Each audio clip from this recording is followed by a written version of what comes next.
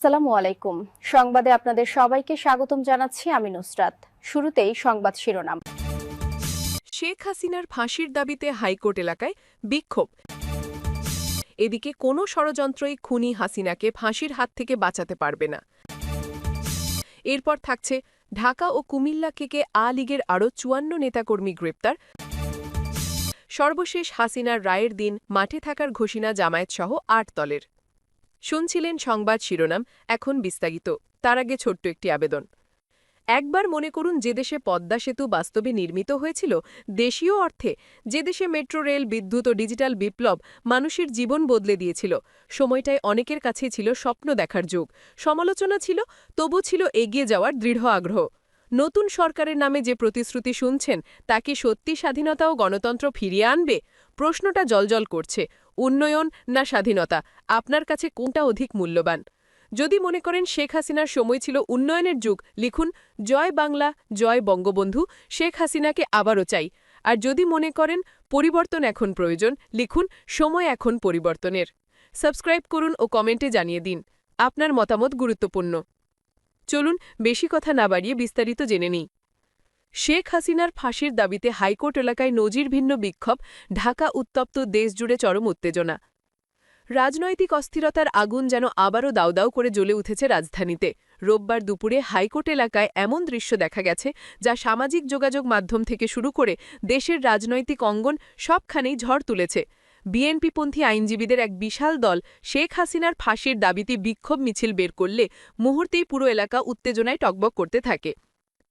Supreme court আইনজীবী সমিতি ভবনের সামনে জমায়েত হয়ে প্রথমে স্লোগানে পুরো পরিবেশ মুখরিত করে তোলেন দলটির নেতাকর্মী ও আইনজীবীরা।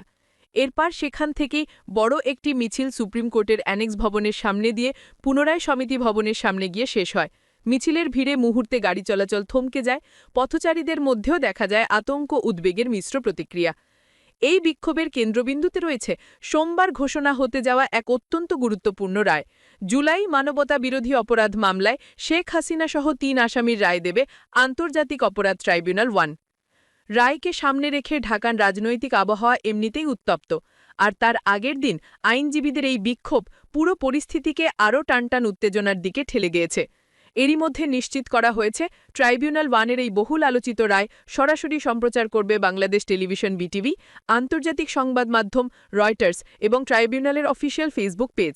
এর বাইরে ঢাকার কয়েকটি গুরুত্বপূর্ণ স্থানে বড় স্ক্রিনে লাইভ দেখানোর ব্যবস্থা করেছে সংস্কৃতি মন্ত্রণালয়।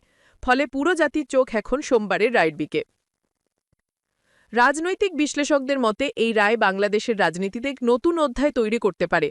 রায়ের আগে বিক্ষোভ, প্রত্যাবিক্ষোভ, রাজনৈতিক মিছিল সব মিলিয়ে ঢাকায় চাপা উত্তেজনা বিরাজ করছে। শহরের নিরাপত্তা পরিস্থিতিও জোরদার করা হয়েছে বলে জানা গেছে। সাধারণ মানুষও মনে করেন, রায় ঘোষণার দিন পুরো দেশ যেন মুহূর্তের মধ্যে রাজনৈতিক অস্থিরতার কেন্দ্রবিন্দুতে পরিণত হতে পারে। বিশেষ করে লাইভ সম্প্রচারের ঘোষণা পরিস্থিতিকে আরও বেশি আলোচিত করে তুলেছে। সবাই জানতে চাইছে রায়ে কি হবে, কি ঘটবে এরপর, দেশের রাজনৈতিক ভবিষ্যৎ কোন দিকে মোড় নেবে। হাইকোর্টের এই বিক্ষোভকে কেন্দ্র করে সামাজিক যোগাযোগ মাধ্যমে চলছে তুমুল আলোচনা সমালোচনা। ভিডিও, লাইভ, স্লোগান সবই ভাইরাল হতে শুরু করেছে।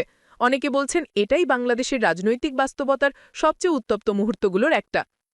আপনি কি মনে করেন, সোমবারের রায় কি দেশের রাজনীতিতে বড় ধরনের পরিবর্তন আনতে পারে? রায় সরাসরি দেখবেন তো? আপনার মতামত কমেন্টে লিখুন, আলোচনা চলুক। এদিকে কোনো ষড়যন্ত্রই খুনি হাসিনাকে ফাঁসির হাত থেকে বাঁচাতে পারবে না। গণ অধিকার পরিষদের সহপ্রধান ও ঢাকা ১০ আসনের সংসদ সদস্য প্রার্থী সৈয়দ ইব্রাহিম রাওনক আজ রোববার ডেমরা এলাকায় গণসংযোগ করেন। সন্ধ্যার পর স্টাফ কোয়ার্টার এলাকায় দলের নেতাকর্মীদের নিয়ে তিনি গণসংযোগ করেন। গণসংযোগ শেষে সংক্ষিপ্ত বক্তব্যে গণ অধিকার পরিষদের উচ্চতর পরিষদ সদস্য ও মাধ্যম সমন্বয়কারী আবু হানিফ বলেন, জুলাই আন্দোলনের সময় হাসিনার নির্দেশে গণহত্যা চালিয়েছিল। জাতিসংঘের প্রতিবেদনে সেটাকে মানবাধিকার লঙ্ঘনের কথা বলেছে। সেখানে উল্লেখ করা হয় ১৪০০-র বেশি ছাত্র জনতাকে হত্যা করা হয়। তিনি বলেন, আগামীকাল সোমবার মানববিরোধী অপরাধের ৫টি অভিযোগের রায় হবে শেখ হাসিনা সহ ৩ আসামির। জুলাই আন্দোলনের গণহত্যার নির্দেশদাতা ছিল খুনি হাসিনা। আমরা আশা করি আগামীকাল খুনি হাসিনা সহ অন্য আসামিদের সর্বোচ্চ শাস্তি হবে।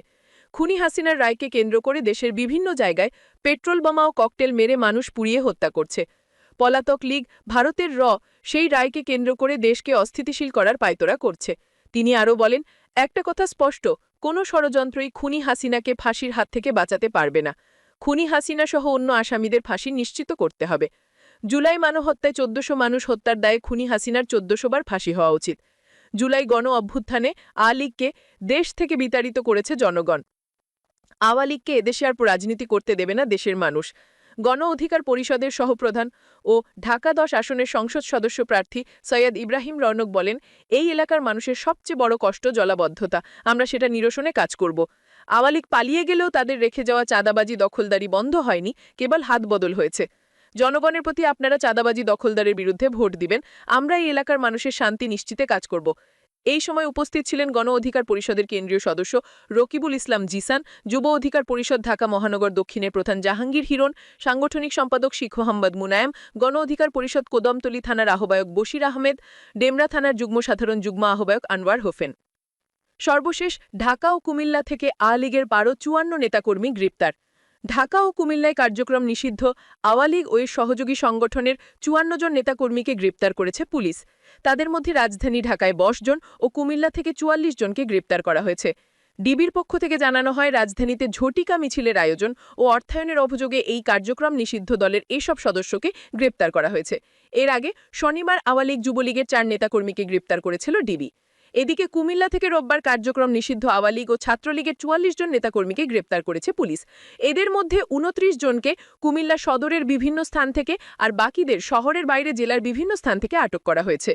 কুমিল্লার অতিরিক্ত পুলিশ সুপার বিভাগের রাশেদুল হক চৌধুরী জানান, নাশকতা সহ বিভিন্ন অভিযোগে তাদের গ্রেপ্তার করা হয়েছে। সংবাদের শেষ কথা।